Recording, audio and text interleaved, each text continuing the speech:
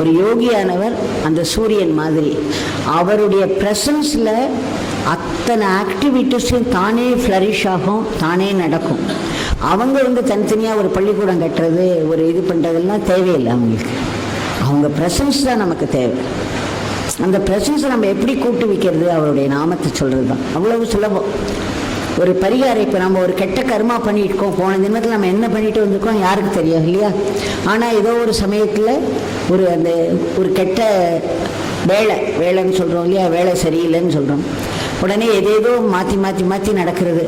வேலை இருந்தால் வேலை போயிடுறது, ரோட்டில் போனால் ஆக்சிடெண்ட் ஆகுது, இல்லை எதேதோ நடக்கிறதுன்னு வச்சுக்கலாம். அதெல்லாம் நம்ம எடுக்க வேண்டாம். ஏதோ ஒரு பேட் கர்மா இஸ் பிளேயிங் அப்.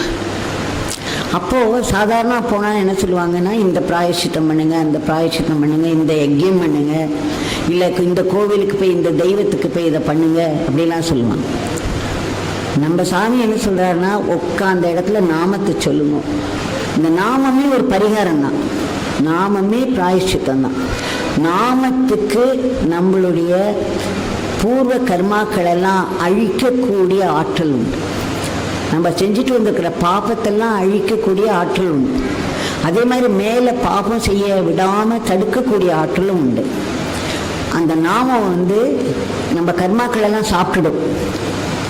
அதை தவிர்த்து அது என்ன பண்ணுறது, நம்ம மனசில் இருக்கிற எதிர்மறை எண்ணங்கள் எல்லாம் அழிக்கக்கூடிய சக்தி உண்டு அதுக்கு. ஸோ நம்ம மனசை அது தூய்மைப்படுத்தும். அதை சொன்ன மாத்திரத்தில் நாமியோட உதவி கிடைக்கும், வழிகாட்டுதல் கிடைக்கும், பாதுகாப்பு கிடைக்கும்.